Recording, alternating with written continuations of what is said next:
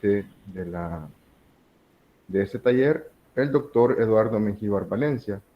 Antes de iniciar, me gustaría solicitarles que por favor mantengan su micrófono apagado y su cámara apagada para no tener problemas de transmisión. Y si tienen preguntas, vamos a tener un espacio de preguntas al final de la ponencia de Eduardo y las pueden hacer, o sea, por micrófono cuando demos el espacio, o también las pueden ir dejando en el chat y en su momento se las hacemos llegar a Eduardo para que las pueda responder.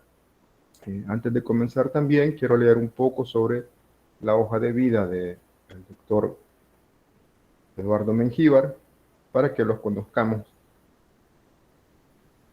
Permítanme que cargue el archivo. Bien. Eduardo Mengíbar tiene una licenciatura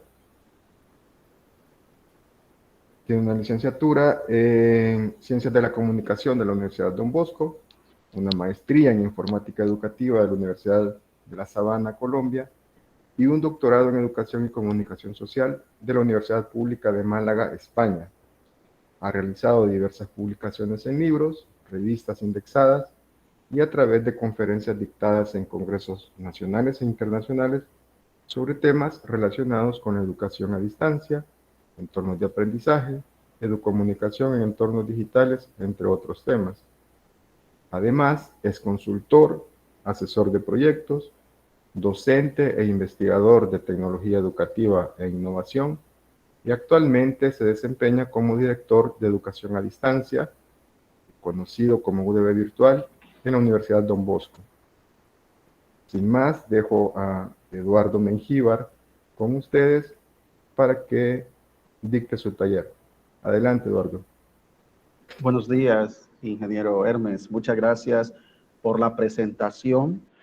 Buenos días para todos quienes nos acompañan en este espacio sobre el taller de APA y licencia de Creative Commons.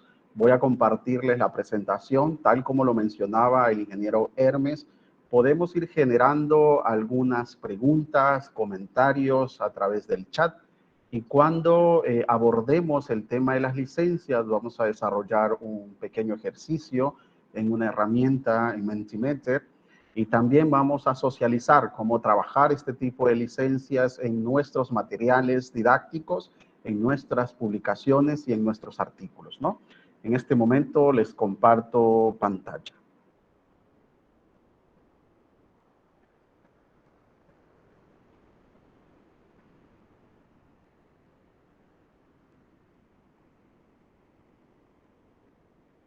Muy seguramente ya están observando la pantalla.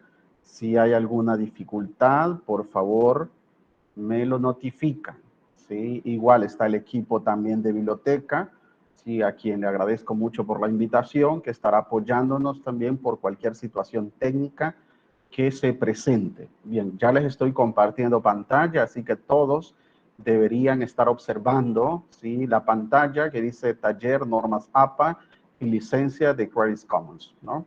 Sí, Eduardo, la vemos. Cualquier dificultad la notifican. Gracias, ingeniero Hermes. Vamos a iniciar y aprovechar este espacio para que todos podamos llevarnos aprendizajes sobre esta primera parte de APA y luego la segunda parte de licencia de Creative Commons, ¿no? Bien, en este momento quiero compartirles cómo vamos a ir desarrollando también y comprendiendo la normativa. Esta presentación, ¿sí?, la desarrollé con la 7ª edición de APA. Había venido trabajando desde la 5ª edición de APA, luego la 6ª edición. Ya cuando trabajé la tesis de maestría, se desarrolló pues con la 6ª edición de APA. Y ya con la tesis del doctorado, pues tocó migrar un poco a la 7ª edición. Entonces, hay elementos que de pronto muchos investigadores trabajan entre la 6ª y la 7ª edición. Debemos ir incorporando ya la 7ª edición. No se permite hacer una mezcla de la 6ª o la 7ª edición. O tomamos la 6ª o tomamos la 7ª edición. En este caso, la presentación ya está con la actualización de la 7ª edición de APA, ¿sí? 2020. Bien, vamos a iniciar preguntándonos entonces, ¿qué son las normas APA? ¿O por qué le llamamos normas APA? Acá hay una pequeña definición. Son una serie de normas sólidas y rigurosas de estilo para la publicación de escritos académicos. APA es la Asociación de Psicología Americana, que establece cada cierto tiempo una versión actualizada de estas normas. Estas normas tienen que cumplirse. Si vamos a hacer un artículo, una investigación, un ensayo, se tienen que cumplir al pie de la letra las normas. Hay ciertas excepciones que trae ya la normativa, pero debemos conocer cuáles son esas excepciones, ¿no? Bien, también nos dice en esta última edición de APA, en la 7ª edición, que el estilo APA es un conjunto de pautas, son normas, pautas, para una comunicación académica clara y precisa, que ayuda a los autores, a investigadores, a los que están iniciando con investigación, ¿sí? A los que ya tienen experiencia, como a los nuevos, ¿no? En este campo de la investigación, a alcanzar la excelencia en la escritura. ¿Qué nos determina la normativa? Claridad en la comunicación que vamos a hacer escrita. Pensar en la persona que va a leer nuestro artículo, nuestro ensayo, por ejemplo, nuestro ensayo, nuestro artículo, nuestra tesis, en el caso fuese algo más grande como una tesis doctoral, una tesis de maestría o una tesis de grado, ¿sí? O lo que yo vaya a publicar, porque también APA no solo está para las tesis, sino también está para un ensayo, para una presentación, para una clase que yo de pronto vaya a trabajar. Todo esto me establece una normativa que yo puedo cumplir para mis presentaciones también, ¿sí? Bien, ¿por qué usar el estilo APA? Particularmente me he venido desarrollando con APA desde hace un par de años. Ya les comentaba, desde la sexta y la 5ª edición he venido trabajando APA. Y en ciencias sociales y humanidades he trabajado pues solamente estilo APA. Conozco un poco la IEEE, que es otra forma, otro estilo también de citación, como Harvard, Chicago, y esto depende mucho de la revista científica que nos piden el estilo de citación. Pero particularmente, ¿por qué utilizar este estilo de APA? Porque proporciona una base para una comunicación académica eficaz y ayuda a los autores a presentar sus ideas de manera clara, concisa y organizada. La comunicación que nos genera, ¿sí?, la normativa APA nos permite, y ya vamos a mirar más adelante también otras ideas, nos permite que las ideas que vayamos escribiendo tengan esa coherencia, esa cohesión y esa adecuación. 3 propiedades importantes de un párrafo, ¿no? Y esto es muy interesante porque cuando yo empiezo a escribir, de pronto, y escribo una idea y tengo desarrollado mi párrafo, si voy a desarrollar un material académico, ¿sí?, de pronto yo pregunto si esta afirmación que yo estoy haciendo requiere que yo tenga un autor para que contraste lo que yo estoy escribiendo, o de qué manera yo puedo incorporar, ¿sí?, un autor para que la idea que yo he establecido tenga, ¿sí?, esa rigurosidad que se requiere. Por eso nos dice que la normativa no solo es para citar adecuadamente, sino es para escribir un ensayo, ¿sí?, un artículo, un material didáctico. Para ello nos sirve. APA es mucho más amplio que solo colocar autores, que solo colocar la referencia. Tiene, ¿sí?, un campo bastante grande en ciencias sociales y humanidades. Bien, el estilo APA también está muy inclinado a estudiantes. Muchas veces pensamos que APA solamente es para investigadores y no para profesores que de pronto solo se dedican a la docencia. El estilo APA, como cualquier otro estilo, es para todos los que estamos en la academia, profesores, investigadores, estudiantes. Todos debemos ir desarrollando nuestras competencias en este tipo de citación, en este tipo de normativa. Bien, ¿qué nos dice APA en estilo para estudiantes? Sean de grado, de maestría o de doctorado. Los estudiantes que dominen la escritura académica desarrollan habilidades, competencias de pensamiento crítico y perfeccionan la precisión y claridad de su comunicación.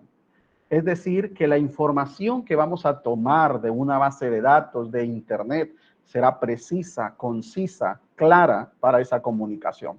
Y ahí vamos a evitar lo que muchas veces nos pasa como docentes, que nuestros estudiantes presentan escritos o son copiados de internet y pegados a un documento de Word, o son ideas que no tienen coherencia, que no tienen cohesión, que no tienen adecuación, porque no conocen la forma adecuada de la escritura académica, porque no nos hemos tomado el tiempo para enseñarle bien cómo deben presentar ellos un escrito académico.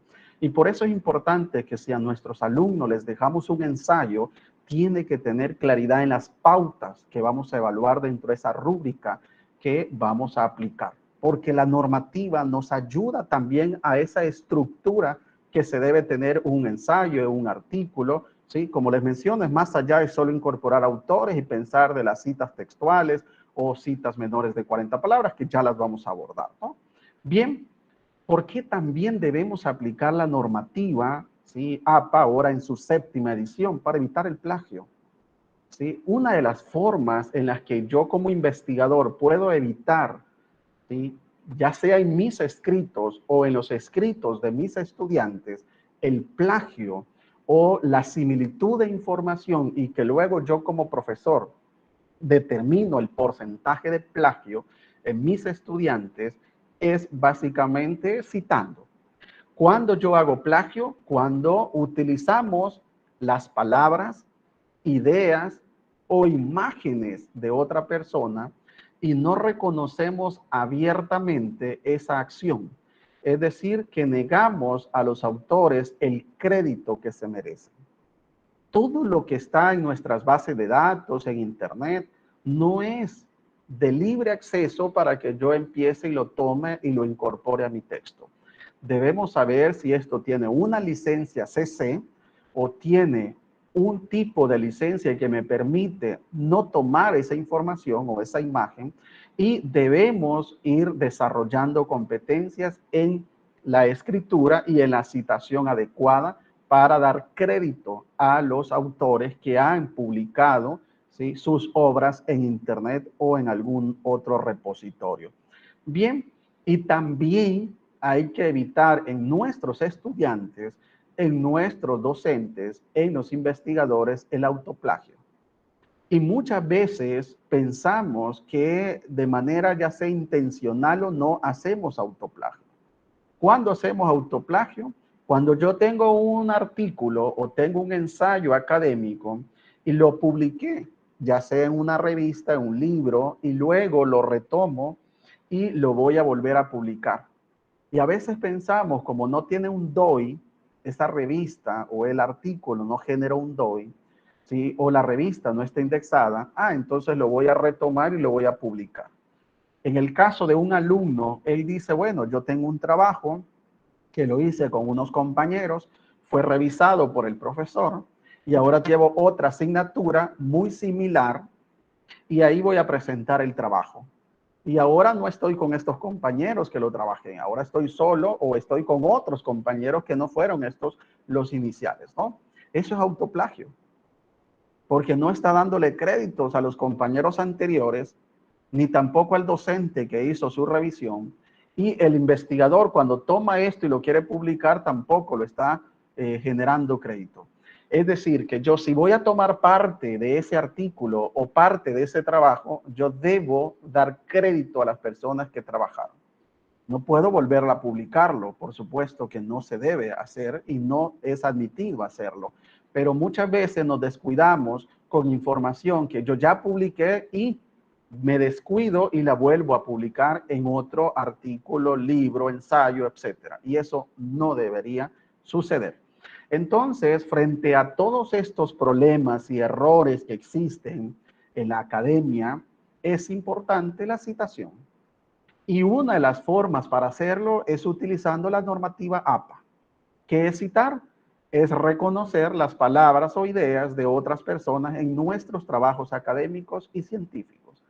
Es reconocer abiertamente si yo voy a tomar información de internet, de una base de datos, de un repositorio, es reconocer quiénes publicaron para que abiertamente yo pueda citarlo dentro de mi texto. Y ahí es donde viene lo interesante de la normativa. ¿Cómo hacerlo?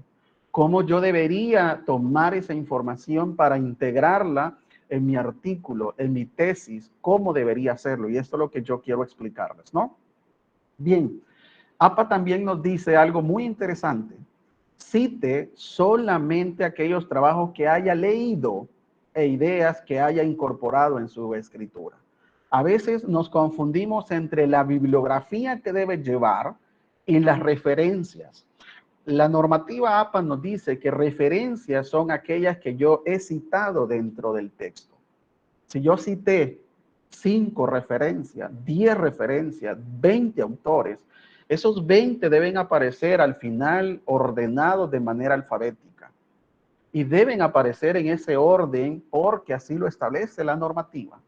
Y es importante apegarnos a lo que la normativa dice y no a lo que nosotros pensamos que debería ser. Ahora bien, cuando hablamos de bibliografía, estamos hablando de todas aquellas consultas que yo hice en Internet, pero que no necesariamente yo tomé un autor y lo incorporé en el texto, sino que yo leí algo en Internet y me generé una idea para escribir un párrafo, pero no tomé nada de ese autor ni tomé tampoco la fuente, pero la consulté. Eso que yo hice, esa acción que yo hice, en algunos textos le pide que coloque las referencias y en otros le pide la bibliografía. Y esa es la diferencia. Una es consultada, no necesariamente se integra, pero las referencias son las que se integran completamente dentro de mi texto académico. También nos dice la normativa, y es algo que yo les digo a los profesores y alumnos, cite las fuentes primarias cuando sea posible. Siempre miramos en los textos que existe citado por y es una fuente secundaria. Muchas veces es una fuente terciaria. Todo esto va perdiendo relevancia y rigurosidad si yo voy citando una secundaria o una terciaria. La idea es buscar la fuente primaria y a partir de ahí hacer mi cita, si va a ser un parafraseo, una cita textual mayor de 40 palabras o una cita textual menor de 40 palabras. La normativa nos recomienda hacer o citar fuentes secundarias con moderación, como también nos recomienda, si yo voy a citar textualmente, nos recomienda también con moderación. Yo no puedo tener un texto que todo el texto esté lleno de citas textuales mayores y menores de 40 palabras. Eso no es escritura académica. Bien, aquí viene lo interesante, ¿no? Donde muchas veces nos confundimos, nos embolatamos porque pensamos, bueno, pero ¿cómo es que yo debo escribir académicamente? ¿Cómo es que yo debo citar correctamente? Y acá les comparto ejemplos y también les comparto la forma en la que deberíamos hacerlo. Tome nota. Este evento está siendo grabado, pero usted puede tomar nota y hacerme las consultas al final o empezar a consultar a través del chat, ¿no? Con mucho gusto al final le vamos a dar sus respectivas respuestas. Vamos a empezar por esta primera línea, ¿no?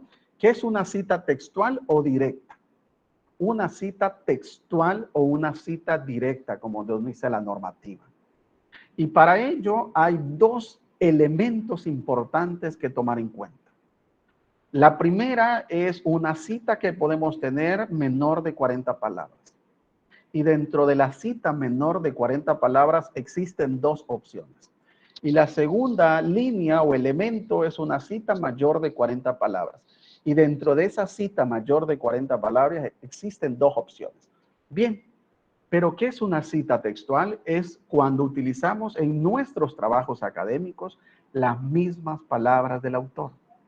Esto es sumamente importante porque muchas veces miramos información en Internet, miramos en una base de datos, tomamos la información, la colocamos en nuestro documento de Word, pensamos que es una cita textual y empezamos a colocarle ciertos elementos que nosotros se los estamos introduciendo.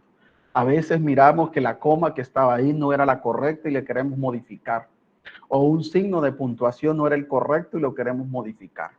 La normativa nos dice que si existe algún error, deberíamos colocar en paréntesis sic, que es en latín, que significa que así estaba escrito, así se encontró escrito.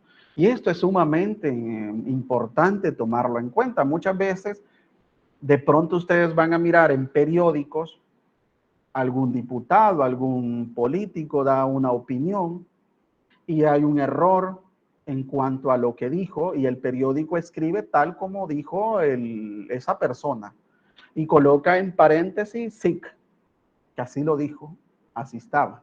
Eso significa en español. Entonces, acá también es importante colocar ese tipo de aclaración. Lo permite la normativa. Se coloca en paréntesis SIC, S-I-C. Y eso significa así estaba, así se encontró. ¿Sí? Bien, veamos entonces esta primera línea de la cita textual menor de 40 palabras. ¿Sí? Énfasis en el texto. Esa es la primera opción que tenemos. Yo tomé de internet, lo paso a un documento de Word y sombreo y veo el conteo de palabras que está abajo de Word. Y observo que tiene 38 palabras. Perfecto. Un ejemplo está ahí en el recuadro. ¿Sí? Bien, como esta es una cita con énfasis en el texto, conocida también como cita en paréntesis, yo voy a colocar todas las citas con comillas dobles. Ojo acá, no es una comilla simple, son comillas dobles las que yo debo colocar completas, ¿sí? En el texto y luego habilito los paréntesis y coloco los apellidos de los autores. La última actualización de APA nos dice que si solamente son dos autores, yo coloco los apellidos de los dos. Por ejemplo, puedo colocar Mengíbar y Ramos, ¿sí? Coma, la página porque cita textual y el año. Listo. Pero si después de dos autores, por ejemplo, el trabajo es 3, 4, 5 autores, la normativa en su última actualización nos dice que desde la primera vez yo debo colocar et al, que significa y otros. Desde la primera vez. En la sexta edición nos decía, la primera vez cite todos los apellidos, luego cite et al. En la última actualización nos dice, desde la primera vez, después de dos autores, cite el primer autor. Por eso van a encontrar muchos memes ahora que se hizo esta última actualización, donde nos dice, si yo trabajo en una obra con varios, no va a ser reconocido, porque obviamente se coloca el apellido con el que haya iniciado, ya sea, por ejemplo, si inició con la A, con la B o con la C. En el caso mío, que es Mengíbar, pues quedaría ya en medio, ¿no? Esta, por ejemplo, es un texto mío, pero Aguirre es uno de los autores colombianos con los que yo trabajé, y entonces no se evidencia. Entonces hay memes donde dice, pues no se evidencia tu trabajo, aunque esté ahí, porque la normativa nos dice, bueno, desde la primera vez su apellido no va a aparecer ahí. ¿Dónde debe aparecer? Al final, en las referencias completas. Bien, ¿qué también debemos tomar en cuenta? Que se coloque, en este caso que somos 4, se coloca Aguirre et al. Aguirre et al no va separado ni por comas ni por puntos. Aguirre et al. Luego sí lleva punto coma. Esto es importante porque este punto coma et al solo va dentro del paréntesis. Ya vamos a mirar que cuando está fuera el paréntesis solo lleva punto. Luego el año en el que fue escrito ese artículo y se separa por comas el número de página. Otro error que he visto muy común es que la P la colocan en mayúscula. La normativa dice que la P de página debe ir en minúscula. También le colocan PAG, P-A con tilde la A, G. Eso no existe en la última actualización, solo es P. También, si hay varias páginas, colocan páginas y luego colocan 30-40. La normativa nos dice es doble P y luego 20-30. ¿Sí? Si, por ejemplo, fuese en ese rango, o 23-24 si fuesen dos páginas. Todo esto está ya, ¿sí?, en la actualización, en la normativa de la última edición. Bien, página en minúscula, punto, y luego el número de la página, si fuese en una sola página, ¿no? Cierro el paréntesis y coloco el punto. Ese punto es importante también al final del paréntesis, porque ese punto cambia cuando la cita es mayor de 40 palabras. Bien, acá tenemos una cita menor de 40 palabras con una primera opción, que es en paréntesis, énfasis en el texto. ¿Cuándo utilizamos esta cita? yo la recomiendo cuando estoy escribiendo y no quiero generar todavía una comunicación con los autores. Estoy redactando mi introducción de un artículo y en ese momento quiero reforzar la idea que llevo y no quiero que el lector, cuando vaya a mirar mi texto, diga, para Aguirre y otros, y empieza a leerlo. Quiero que vaya la idea completa y que lea el texto. ¿Sí? A nivel de comunicación, nos dicen que lo que está en paréntesis no se lee en voz alta. Por lo tanto, yo leo lo que está en las comillas y dejo por fuera lo que está en paréntesis. Para eso me sirve a mí dentro del texto. Ahora bien, veamos entonces otra siempre menor de 40, pero ahora con énfasis en los autores. Es la segunda opción que existe. La normativa nos dice que esto es una cita narrativa. Bien, ¿cuándo utilizo o cuándo yo recomiendo este tipo de citas? Cuando yo tengo toda una idea en un párrafo y luego me voy al segundo párrafo y quiero de pronto conectar con los autores. Quiero contrastar la información con los autores y puedo colocar de acuerdo con Aguirre las infografías o en la misma línea de Aguirre después de una idea que yo he escrito. Ahí conecto, ¿sí?, esta segunda opción de la cita textual menor de 40 palabras con énfasis en los autores. Porque cuando yo leo, debo mencionar a los autores, porque no están en los paréntesis como en la anterior que está hasta el final del texto. Esas son las opciones que yo brindo o los consejos que yo brindo cuando lo vayamos a utilizar en el texto. Con moderación, ¿sí?, las citas textuales. Bien, en esto cambia, fuera del paréntesis, ya no cambió, por ejemplo, Aguirre et al. Es igual, pero ya no se coloca punto, coma. Se colocaba punto y coma porque en la cita completa en paréntesis va luego el número de página, ¿sí?, el año y número de página. Acá, como no lleva, por ejemplo, la coma, porque no va después el año, sino que va en paréntesis, va separado, entonces coloca en paréntesis el año, completa la cita textual, luego al final coloco el número de página y cierro el paréntesis y el punto. Yo también puedo colocar la página allá arriba en paréntesis, después del 2014, coma, P en minúscula, punto 29 y cierro el paréntesis. Se puede hacer. Y al final cierro las comillas y coloco el punto. Se puede también desarrollar de esa forma. Bien, veamos siempre una cita textual, pero ahora con un autor. Porque hemos visto dos ejemplos con et al, que significa y otros. Es porque trabajaron más de dos autores. Pero acá es un artículo de los que yo tengo, pero con un autor. Yo soy el único que escribí el ensayo, entonces se coloca para Mengiba, paréntesis, el año, coloco las comillas siempre y el número de página y cierro el paréntesis y el punto. También puedo colocar esa página en el año 2016, página 10 y cierro el paréntesis. Son elementos muy importantes que se deben tomar en cuenta porque esto también, cuando en el caso particular yo reviso artículos de otras revistas como Par Evaluador y siempre vienen vacíos de la normativa. Y sobre todo cuando la revista dice estamos tomando en cuenta la 7ª edición de APA, ya sea para un capítulo de un libro, para un artículo, para un ensayo. Es importante seguir lo que la normativa nos establece, ¿no?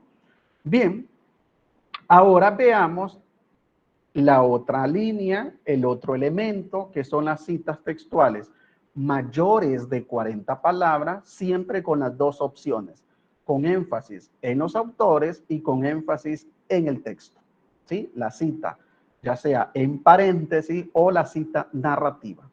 Bien, ¿cuándo utilizamos este tipo de citas?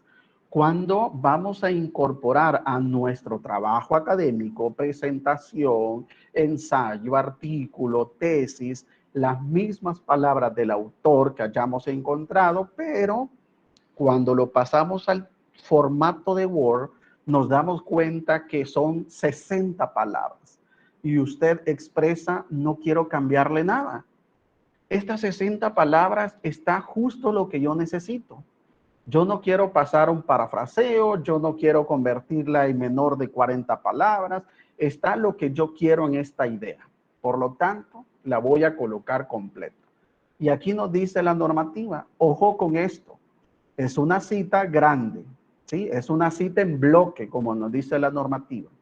Bien, si usted va a utilizar, ¿sí?, la cita, ya sea con énfasis en los autores o con énfasis en el texto, la cita en paréntesis, independientemente de cualquiera, usted debe seguir algunas reglas.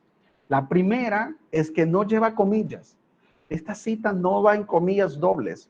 La segunda es que no se coloca todo el párrafo en cursiva, como he visto algunos textos que he recibido, ¿sí?, de profesores. Todo lo colocan en cursiva, no lleva cursiva.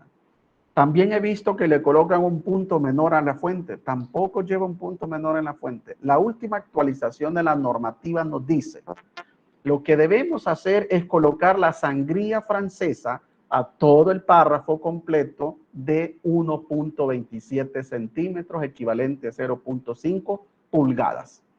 Eso nos dice la normativa. Y luego lo voy a generar todo a la izquierda, todo el párrafo a la izquierda.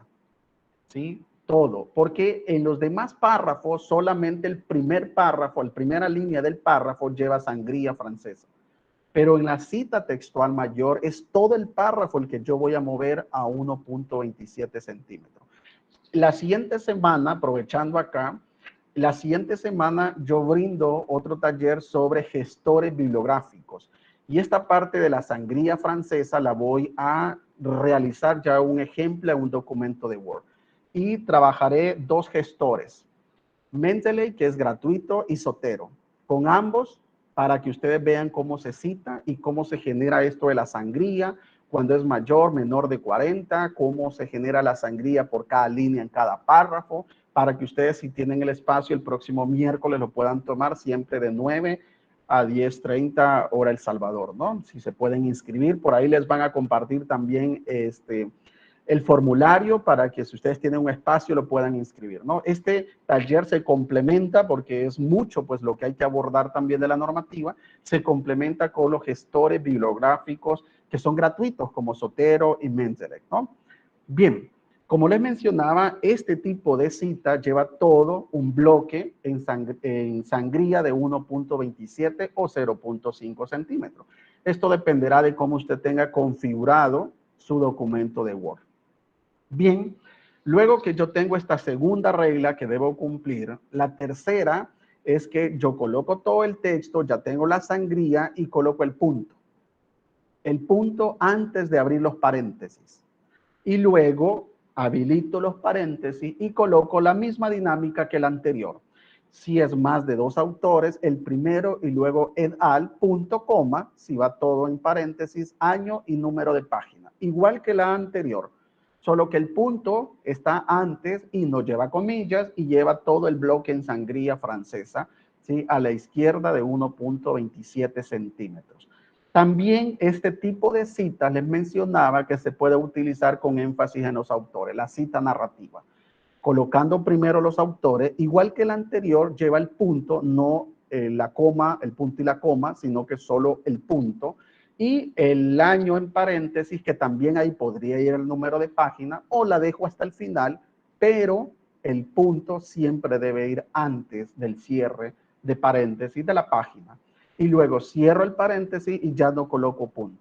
Me voy al siguiente párrafo y empiezo pues la idea de ese párrafo. ¿Para qué me sirve esta cita textual mayor de 40? Cuando hay que explicar tal vez alguna parte muy técnica, alguna parte muy numérica que la ha escrito algún autor y que usted no quiere modificar, no quiere editar, no quiere hacer ninguna inferencia sobre lo que está ahí escrito. Para eso yo utilizo este tipo de citas textuales mayores de 40 palabras.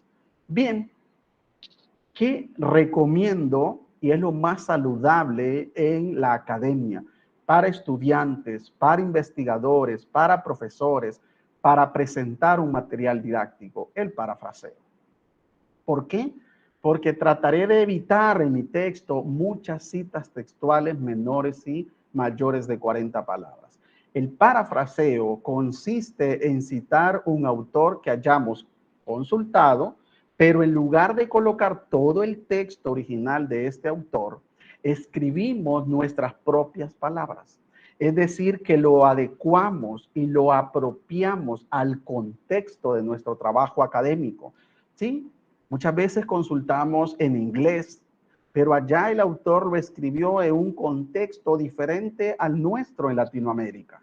Por lo tanto, si yo lo que hago es citar textualmente, debo mirar muy bien cómo va a encajar este texto con los restantes que yo estoy escribiendo. Mirar si de pronto está en un contexto cultural diferente, que yo con el parafraseo puedo retomar esa idea, pero adecuarlo a mi contexto cultural, con palabras que se utilizan más en mi contexto, ¿sí? Y eso es lo que nos permite el parafraseo, mientras que las citas textuales no nos permiten eso. Tampoco puedo presentar un artículo que todo esté con citas textuales, porque entonces recogemos las versiones y las citas de todos los autores y ya presento mi artículo. ¿Y cuál fue el aporte que hizo la persona que escribió?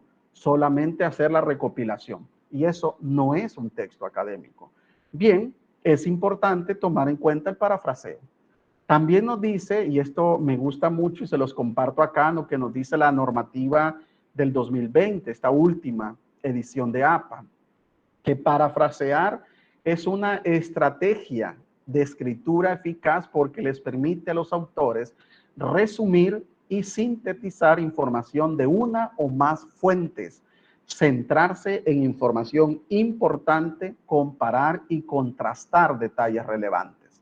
Ahí donde yo les menciono, si hay conceptos culturales, sociodemográficos, ¿sí? Elementos muy puntuales de donde se hizo la investigación.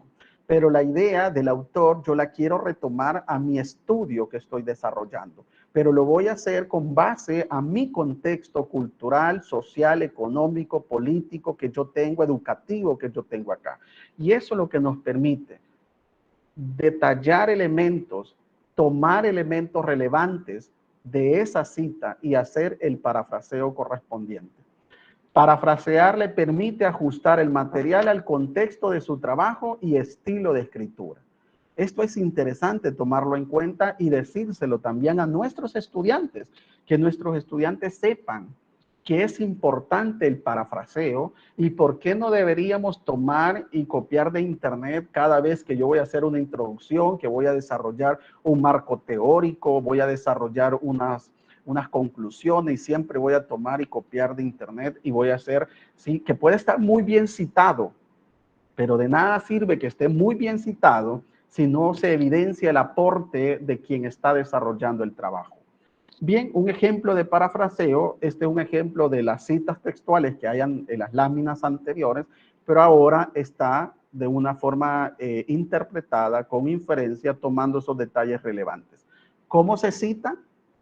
Ya no se necesitan las comillas dobles, ya no necesitamos todo el bloque en sangría, ya no necesitamos ni poner cursiva, no necesitamos nada de eso, solamente poner el parafraseo completo y en paréntesis se colocan los apellidos de los autores y el año.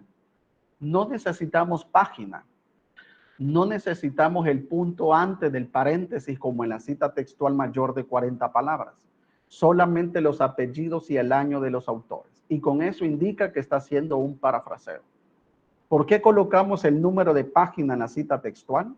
Por dos razones importantes. Uno, porque hay que darle crédito al autor y al número de esa página de ese artículo. Y dos, porque al lector le va a servir cuando esté leyendo, porque siempre debemos pensar en el lector, le va a servir cuando esté leyendo su tesis, su artículo, su ensayo, le sirve ubicarse en la página para profundizar la idea que usted ahí colocó. Es posible que esa idea que colocó al lector le sirva y debe ir a profundizar más para entender lo que ha escrito ahí. Entonces él se va a la referencia, busca el artículo, si está en una base de datos, copia el enlace, habilita el artículo y luego busca la página donde usted ha dicho que está esa cita textual. Y le permite al lector profundizar.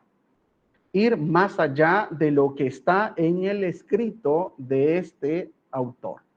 Porque todo lo debemos hacer pensando en el lector, no pensando en mí, una escritura que a mí me gusta, que yo lo voy a hacer, sino pensando en quién me va a leer el artículo, porque escribimos para la comunidad científica, académica, de estudiantes, de docentes, ¿no? Bien, esta es la que yo les recomiendo, ¿no? El parafraseo, que es la forma más adecuada, según la normativa, para que yo pueda hacer esa combinación, ese equilibrio entre las citas textuales menores, mayores y el parafraseo dentro de mi texto académico. Bien, también existe, que no quiero dejar por alto, la cita de cita. Esas famosas citas secundarias que ya les mencionaba, que la normativa nos dice. Ojo, las citas secundarias colóquelas con moderación. No abusemos de las citas secundarias. Yo he visto textos donde no han encontrado o no se han esforzado, por ejemplo, en encontrar las citas primarias y han colocado citas secundarias con frecuencia. La observación que yo le hago es, por favor, busque las citas primarias. ¿Por qué no se recomienda hacer una cita de cita? Porque, por ejemplo, en esta, Guzmán en el 2010, citado por Rodríguez 2011. Yo tengo el texto de Rodríguez en el 2011, pero Rodríguez cita a Guzmán. Y a mí me interesa lo que Guzmán dice en el artículo de Rodríguez, que es el que yo tengo. Y entonces vengo y retomo lo que Guzmán dijo en el artículo de Rodríguez, que es el que yo tengo. Cuando yo retomo esto, ya sea textual o en parafraseo, ya pierde rigurosidad debido a que no sé si Guzmán lo que dijo lo ha interpretado Rodríguez en su contexto. Y yo voy a retomar lo que dice Rodríguez de Guzmán en mi contexto. Por lo tanto, ya pierde veracidad, pierde rigurosidad lo que yo estoy tomando. Lo ideal sería buscar en las referencias de Rodríguez a Guzmán y hacer ese esfuerzo de ir y mirar la cita de Guzmán y no la de Rodríguez. Estas excepciones las aplicamos cuando en realidad el texto que ha escrito Rodríguez y que ha citado a Guzmán no se encuentra y fue, por ejemplo, un libro especial de una biblioteca norteamericana o europea y que el autor solamente tuvo acceso a ese libro y no está en internet, no está en ninguna base, no está en bibliotecas y no tengo acceso a ese libro porque ha sido un libro reservado y que está en un país determinado y donde no está todavía colgado en la red. Y por lo tanto se vuelve como muy sagrado, ¿no? Lo que está ahí no lo encuentro. Posiblemente una excepción de esta, yo podría decir, bueno, no encontré esta fuente primaria y por lo tanto la voy a retomar de lo que Rodríguez dijo de Guzmán.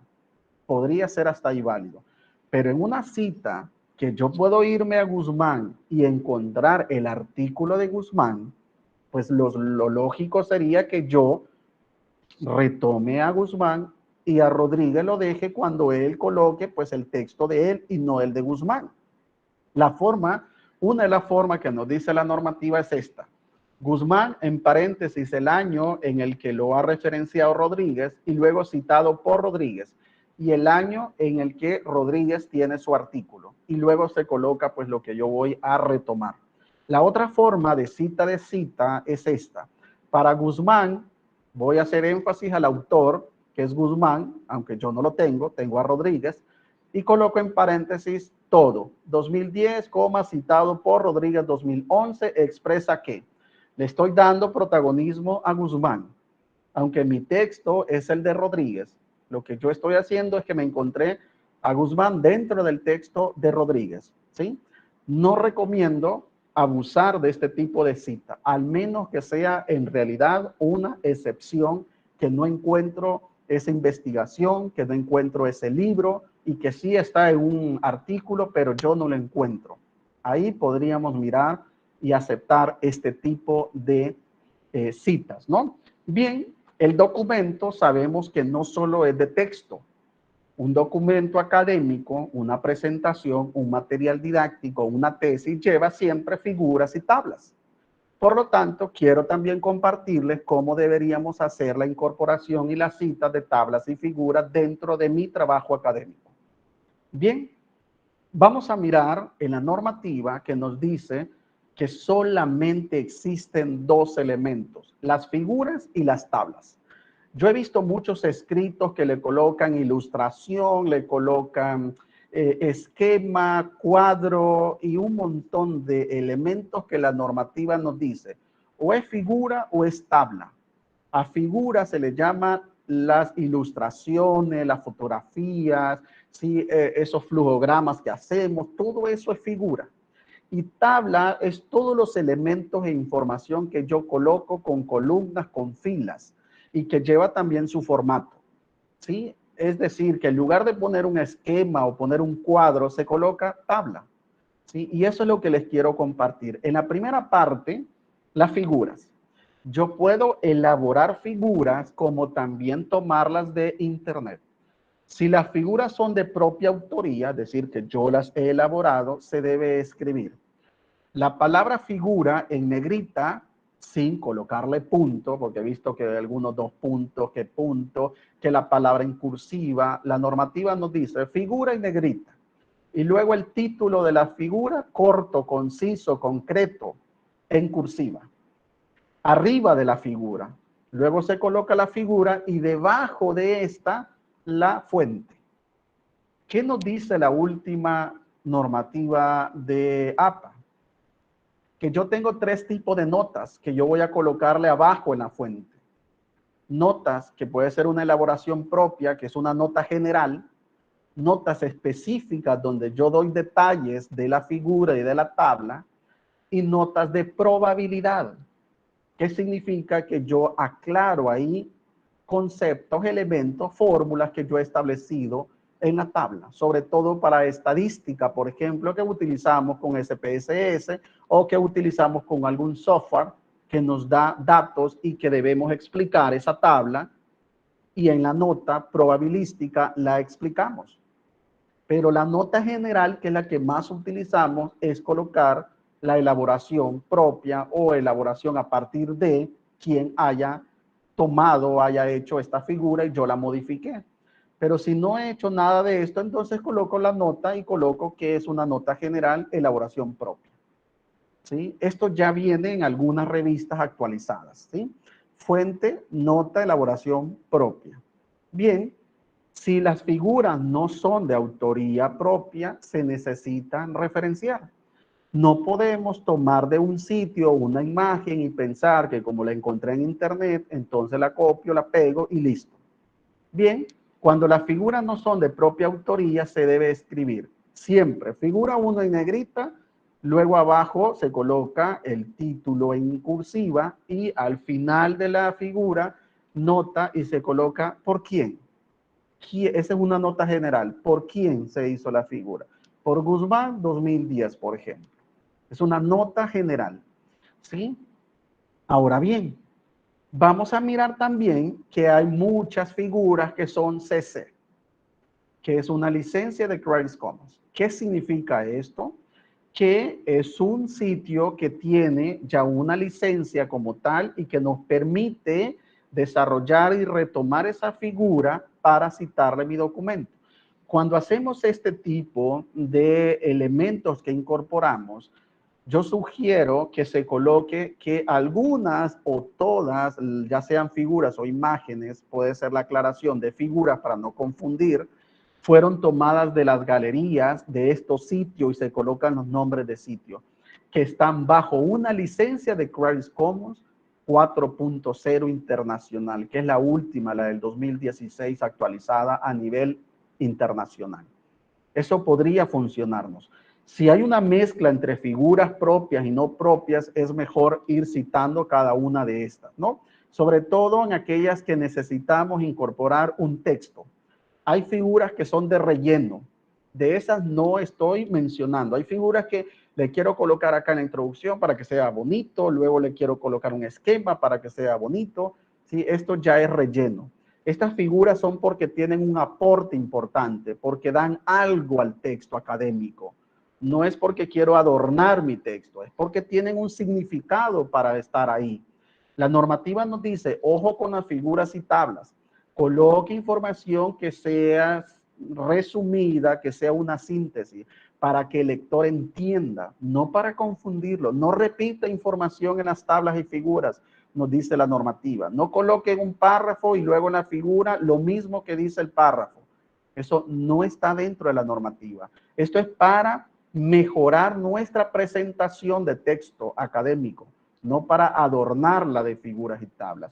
La otra forma son las tablas, ¿sí? Que son muy importantes incorporarlas, pero con esa finalidad, con algo significativo. Recuerdo que en la sexta edición era un lío esto de las tablas y figuras, ¿no? Por un lado, las figuras se citaban que iba en cursiva lo de la palabra, pero el texto no. Las tablas iban en cursiva el título, pero la palabra tabla no. Y un lío con el tema de las fuentes también. Bien, lo que hizo la normativa en su última edición fue estandarizar figuras y tablas. Igual como se cita la figura, se cita la tabla. Siempre arriba, título, la palabra en negrita, luego en cursiva como está en el ejemplo, y luego abajo lo mismo, una nota general, una nota específica y una nota de probabilidad.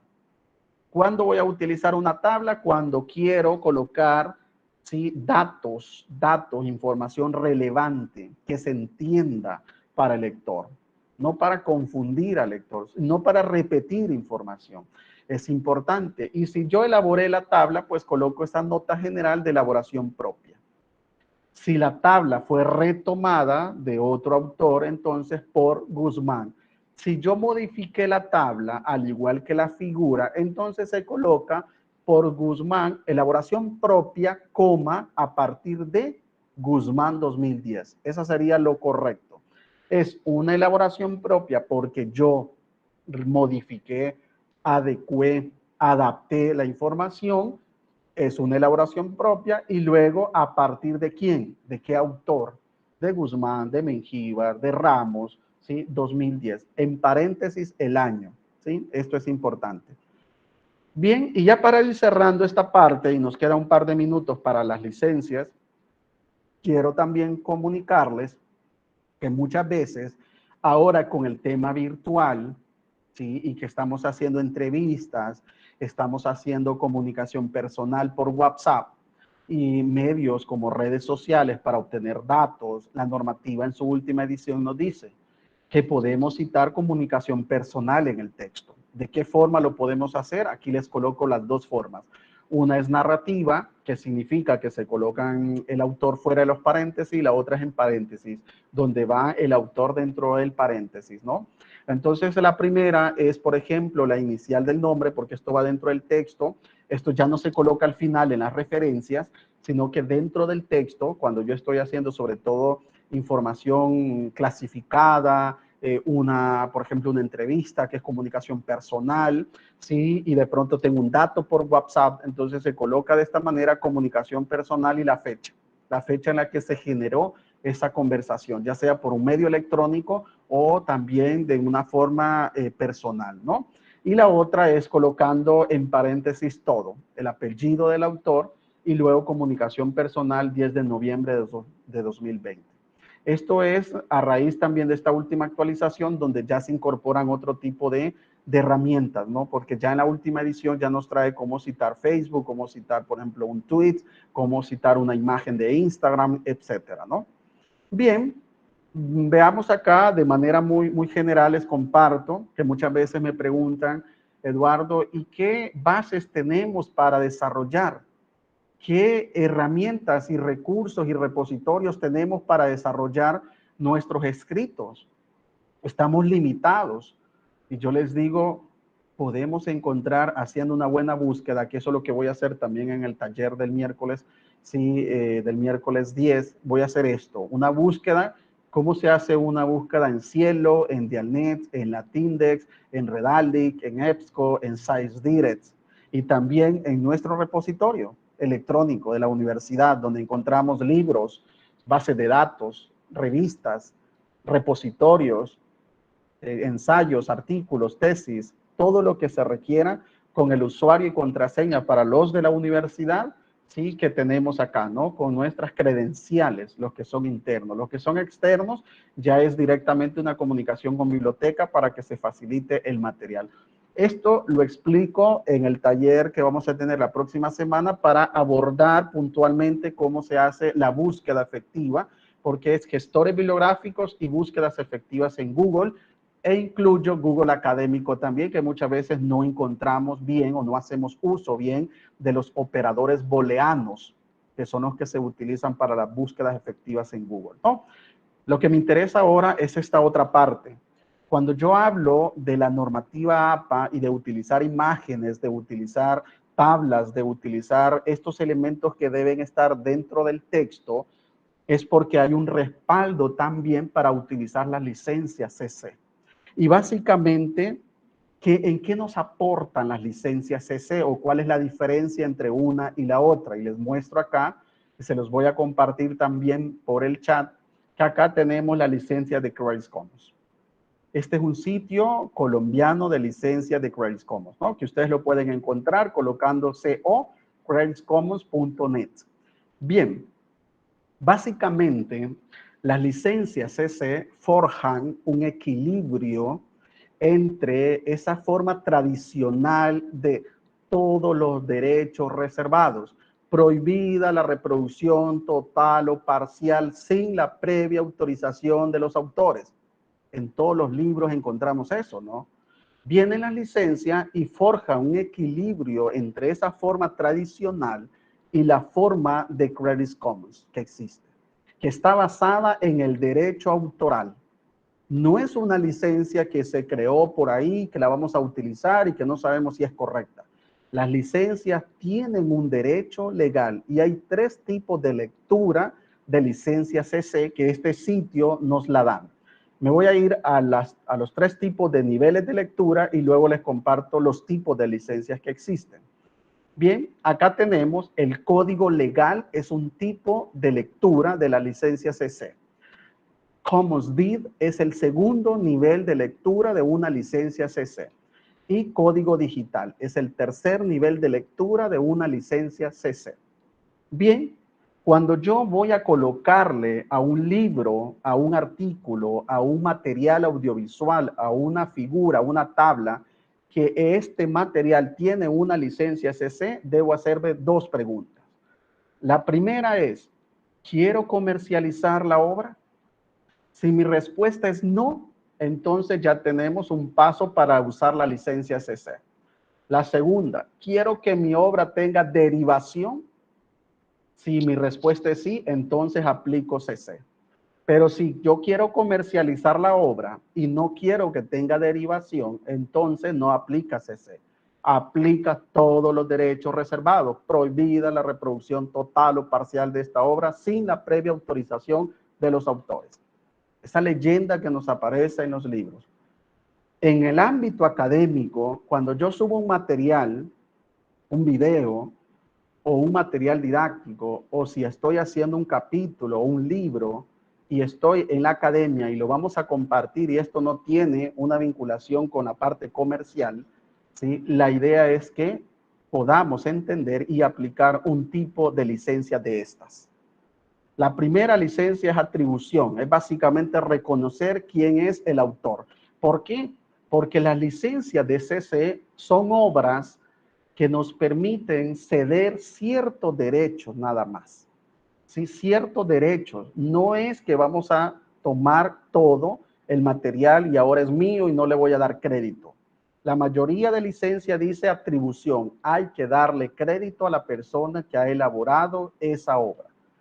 Es que no regalé o no cedí todos los derechos, ¿sí? Sino que estoy dando algunos derechos, ¿sí? Autorales, basados en, ¿sí? El derecho autoral como tal. Luego está la segunda, que es una atribución sin derivar. Siempre yo voy a darle crédito, voy a decir quién fue, pero esta licencia me permite siempre la redistribución, siempre y cuando la obra circule íntegra y sin cambios, dando crédito. Luego está esta que me gusta mucho, que es la licencia de dar crédito. Se puede compartir, ¿sí? Y no se comercializa, ¿sí? No hay que vender ni generar, ¿sí?, ningún ganancia o producto a partir de mi presentación o mi material, ¿no? Luego está esta otra que es atribución no comercial. Luego está esta también que es atribución no comercial, compartir igual. Y la última que es atribución compartir igual. De estas, ¿cómo puedo utilizar? Una forma sencilla, bueno, es conociendo también los niveles de lectura y luego yo puedo darle clic y descargar la licencia en un PNG e incorporarla y ponerle una leyenda. Puedo incorporar, aquí vamos a mirar nuevamente en la presentación, puedo incorporar acá, ya vamos a mirar un ejercicio para que terminemos de comprender. Puedo incorporar también una leyenda de 4.0 internacional, que básicamente es la última que hay desde el 2016. Es decir, las licencias son estandarizadas, son legales a nivel mundial. No es porque yo las quiero tomar o la quiero aplicar. Bien, a partir de esto quiero que hagamos un ejercicio. Acá ya tengo, sí, para cerrar esta dinámica, ¿no? Hagamos este ejercicio en Mentimeter. Por favor, ingresemos a menti.com y nos activemos, ingresemos a menti.com y luego copiemos este código 22, si los compañeros de biblioteca me ayudan también, es menti.com y luego vamos a colocar el código 22656916. 22656916. Tiene que ver el ejercicio con esto último que estaba mirando de las licencias, para que veamos, ¿sí?, en una definición clara cuál sería su opción y cuál sería la forma de seleccionar. Ya tenemos 7 participantes, vamos a esperar. Gracias a quienes están incorporándose a este ejercicio. Es algo muy sencillo, es un diagnóstico que vamos a tener, ¿no? Es menti.com y luego ingresamos el código 22656916. Ya tenemos 16 participantes, 17, excelente. Muy bien, gracias por la participación. Vamos a esperar unos minuticos para que podamos tener más jugadores y luego les va a aparecer la pregunta y unas opciones, ¿no?, sobre las licencias. Y con esto vamos a cerrar este espacio. Excelente, ya tenemos una muy buena participación.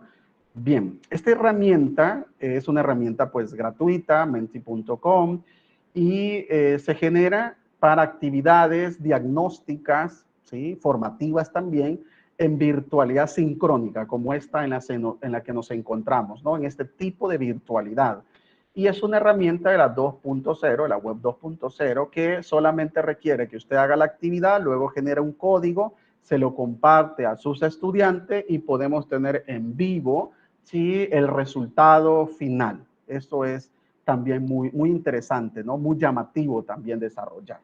Bien, vamos entonces a darle Enter para que ya podamos responder, ¿sí? Vamos a mirar, en este momento debe aparecerle, según lo que hemos visto, según su diagnóstico, ¿sí?, ¿qué son las licencias de Creative Commons? Hay algo interesante también con la herramienta. Usted ya en este momento está seleccionando, ¿sí?, una opción, ¿sí? Bien, no aparecen los resultados porque imagínense fuese una evaluación.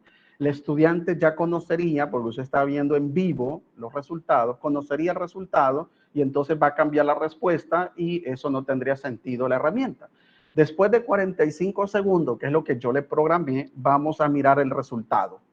Es decir, en 10 segundos vamos a mirar cómo está el gráfico sobre este tipo. Obras protegidas por derechos de autor y se pueden usar sin permiso, obras que tienen derecho de autor y no se pueden usar, o obras que no tienen derecho de autor y no se pueden usar. Excelente. Observen la dinámica. 24 personas, que es el porcentaje más alto, dicen que son obras protegidas por derecho de autor y se pueden usar sin permisos. Excelente. 3 personas, obras que tienen derecho de autor y no se pueden usar. Y si no me equivoco, 4 personas, o es una persona, obras que no tienen derecho de autor y no se pueden usar. Bien, estamos muy bien, estamos en sintonía. que las licencias son obras protegidas por derechos de autor, está basada en el derecho autoral, pero que se pueden utilizar sin estar solicitando permiso, como en la de derechos de autor, que sí se debe solicitar permiso abiertamente. Perfecto, con esta dinámica yo cierro acá para que quede un espacio de consulta, de preguntas que ustedes tengan. Muchas gracias. Cualquier pregunta, consulta, estamos a la orden, ¿no? Muy bien, gracias Eduardo por la ponencia. Si alguien tiene consultas, puede levantar la mano y hacer la pregunta directamente a Eduardo. Roberto, adelante. Hola Eduardo, gracias por la... Roberto. Hola, gracias por la explicación. A mí estas cuestiones siempre me interesan, tú lo sabes, ¿no? Eso de la rigurosidad científica es indispensable, determinante, ¿verdad? Y te felicito en primer lugar por la exposición, o sea, muy ilustradora. Mi consulta va en una idea que tú explicaste sobre las citas textuales. Yo escribía la pregunta en el chat, pero prefiero hacértela así, ¿no? Yo en un libro encontré una cita que prácticamente era una página, o sea, una cita textual en un libro. Entonces, ¿cómo saber ese balance, ¿no? Entre una cita textual de más de 40 palabras, ¿verdad? Y también no abusar, pues porque al menos a mi juicio, no sé, ¿verdad? Aquí el experto sos tú, no sé, pero a mi juicio me pareció algo muy exagerado, pues una cita demasiado larga, aunque era textual. Entonces, no sé, solo tú, quería tu opinión sobre ese tema. Gracias. Ok, bien, gracias Roberto por la consulta. Y es muy pertinente porque también la normativa con esta rigurosidad académica nos dice que si nosotros vamos a utilizar la cita textual grande, tampoco debemos abusar y colocar 200 palabras y que son textuales o 300 palabras. Se utiliza a excepción que la información que está ahí es una información clasificada, es una información tan relevante que yo no puedo alterar, que no puedo parafrasear y necesito completa la información, pero que no se dé de manera frecuente en cada página. Yo voy colocando todo un 4 o 5 párrafos y luego en 2 páginas más adelante otra vez, porque entonces estaríamos haciendo una integración de citas. Hay una técnica ahí que en Colombia recuerdo que la llamaban como hacer una manta con un montón de parches, que finalmente dónde está mi aporte como investigador, ¿no? Entonces hay que tener mucho cuidado con este tipo de citas. Yo recomiendo que si es mayor de 40 palabras, hagamos bloques de 60, 70 palabras y no de 200 o 300 palabras, ¿no? Esa es mi recomendación de lo que yo he venido pues desarrollando y mirando pues algunos otros textos también. Perfecto. Bien, gracias Eduardo. Tenemos otra pregunta de Carla Gavidia. Adelante, Carla. Sí, yo tenía una pregunta, maestro. Fíjese que cuando utilizamos como parafraseo, pero que hemos hecho varias lecturas, que no hemos utilizado solo una, sino que hemos leído varios artículos, varias información, pero de ahí nosotros empezamos a construir las etapas de nuestros artículos. Entonces, en ese caso, ¿cómo es que se hace esa citación? Muy bien, excelente. Es importante que si yo voy a tener un artículo, por supuesto, yo estoy desarrollando un ensayo y necesito tener varias fuentes, varias referencias. Un artículo en una revista científica no se lo van a aceptar con 3 o con 4 o con 5 autores, sino que tiene una buena cantidad de autores para que lleve la rigurosidad científica. Pero ahora, si yo voy a tomar un parafraseo, es porque estoy tomando la idea, interpretando la idea que está escrita en este otro artículo que puede tener 2 o 3 autores y concentrarme en ese artículo que yo voy a parafrasear. Si yo luego voy a tomar otro artículo, la idea es, y voy a tomar alguna idea, algún elemento, se coloca en paréntesis todos los autores de los que yo he consultado. Van a encontrar ustedes en algunos artículos que de pronto no solo dice, por ejemplo, Mengíbar Ramos 2020, sino que luego está punto y coma y luego dice, por ejemplo, Valencia y Avelar 2019 y luego está punto y coma y otros. Todas estas lecturas, ¿sí?, refuerzan el párrafo que está ahí. No es que yo haya tomado de cada lectura una idea, porque entonces sería una cita textual, sino que me basé en la construcción de estos 4 o 5 lecturas y las cité todas en un paréntesis, separadas por punto y coma. De acuerdo, gracias. Ok, perfecto.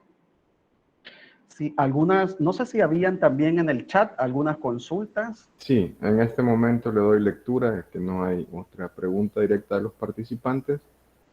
También Carla había hecho otra pregunta en el chat. ¿Podría ampliar la diferencia entre referencias y bibliografía? Ok, bien, referencias son todas las que yo he citado. Si yo he citado 20 dentro de mi construcción del texto, esas 20 deben aparecer completas al final en la lista de referencia.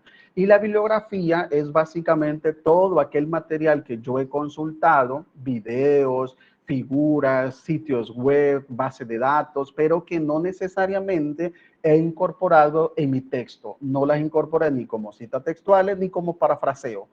Esas referencias, esas bibliografías muchas veces no la piden o a veces no la piden. Si la revista nos dice que debe llevar un apartado de bibliografía o webgrafía, todo lo que yo consulté en internet, se coloca bajo la normativa. De lo contrario, solamente se colocan las referencias que son las que están citadas dentro del artículo o de lo que yo esté escribiendo, ¿no?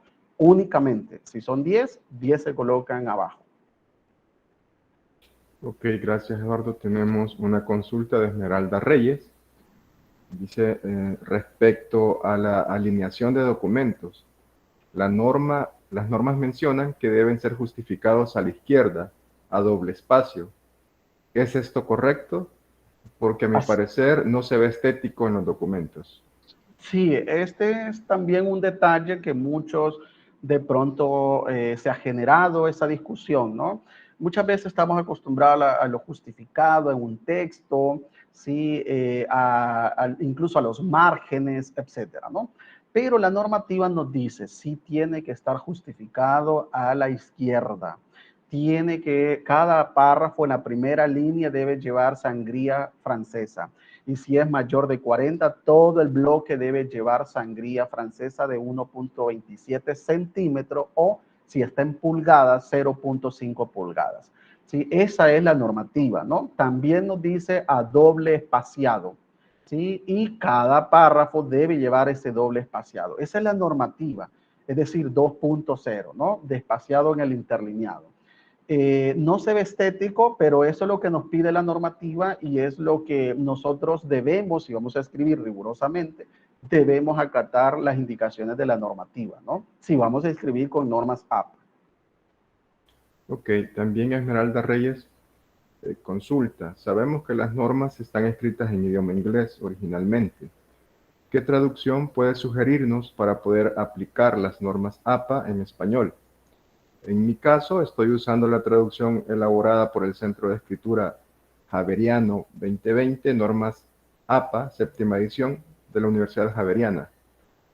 Muy bien, sí, la Universidad Javeriana, que es una universidad colombiana, tiene un centro de escritura que justamente ellos publican cada vez que hay una versión actualizada de las normas APA, van a encontrar un documento en español, como también van a encontrar otro documento de la sexta edición, de la quinta edición. Ellos en el centro de escritura Javeriano tienen, sí, especialistas para la traducción y también la revisión, y es un documento libre que está en internet.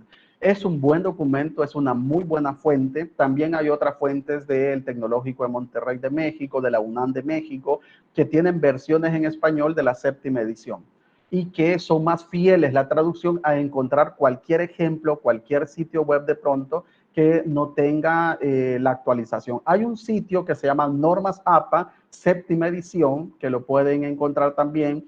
Así se llama, Normas APA, séptima edición, dice actualizado, que es muy bueno y se los recomiendo porque yo también lo he consultado y es muy bueno.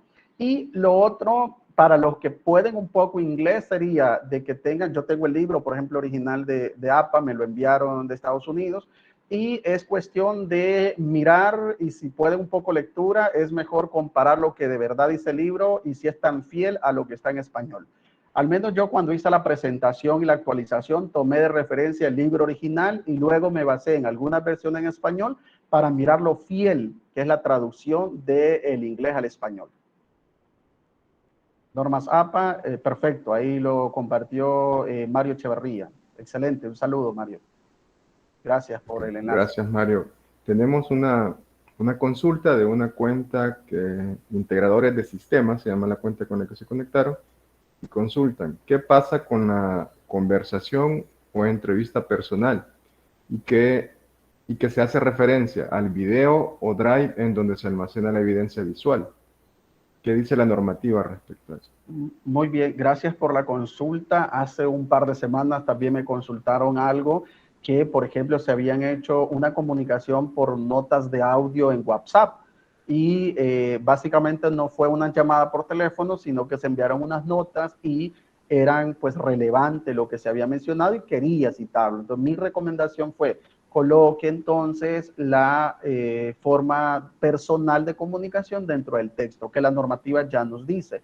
¿Por qué utilizamos día, mes y año? Porque justamente cuando yo tengo un audiovisual, ya sea en Google Drive o en YouTube o en Vimeo o en cualquier otro repositorio, normalmente siempre me va a aparecer en detalles la fecha, el día y la hora en la que yo subí. Pues la normativa nos dice, tome estos elementos, como que si está citando un video de YouTube que tiene día, mes y año, y colóquelo dentro del texto. La comunicación personal debe ir con fecha completa como está en el audiovisual.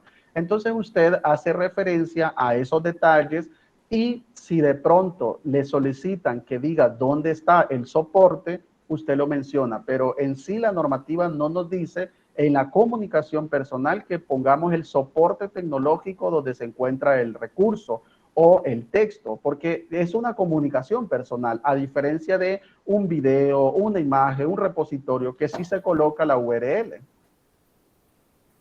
Ok, tenemos una última consulta y nos dice Carmen Leticia Pérez.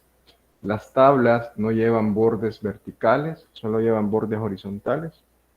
Bien, también con las tablas es importante tomar en cuenta que muchas veces en las tablas nosotros colocamos un montón de columnas y filas, ¿no? Y colocamos también los bordes que están a los lados, ¿no? En la parte frontal, en la parte lateral. La normativa nos dice que no nos compliquemos con las tablas. Las tablas tienen que tener nada más, sí deben tener obviamente las columnas, pero no lleva líneas o bordes a los lados, ni tampoco en la parte de arriba, en la parte de abajo. Son tablas que quedan sueltas, entre menos distraigan al lector es mejor. La normativa nos dice deben ser simples las tablas. Entonces colocamos las líneas y colocamos las columnas sin ningún borde al contorno, ¿no? Es decir, quitamos todo esto y dejamos tablas más sueltas. Aunque a veces también decimos, es que estéticamente no se mira muy bien. Lo que la normativa nos dice es, elementos que no distraigan también, que no generen esa cantidad de cuadros y de filas, es mejor para el lector. Es la manera que las revistas también están aceptando las tablas, ¿no? Ok, gracias Eduardo, agradecemos el tiempo que has dedicado para este taller. Aprovecho para invitarlos al taller de la próxima semana, siempre a las 9 de la mañana, el día miércoles, que lleva por título Gestores Bibliográficos y Búsquedas Efectivas en Google. Como ya lo mencionó Eduardo, él nos estará acompañando en este taller que durará entre 1 hora 30. Y como ya mencionaba Eduardo, se abordarán 2 gestores bibliográficos, Mendeley y Zotero. Y además nos explicará cómo hacer búsquedas efectivas en Google. También quiero mencionar que este taller se ha grabado y se pondrá a disposición de todos en nuestro canal de YouTube. Posteriormente se les enviará a todos los que se registraron el enlace para que puedan acceder a él. Bien, sin más, les agradezco por su tiempo y los invito a los próximos talleres. Muchas gracias por su participación. Gracias a todos y gracias a la biblioteca y al Departamento de Educación Virtual por estos espacios que creo que son importantísimos. Felicidades a Hermes y Eduardo. Gracias Roberto. Estamos.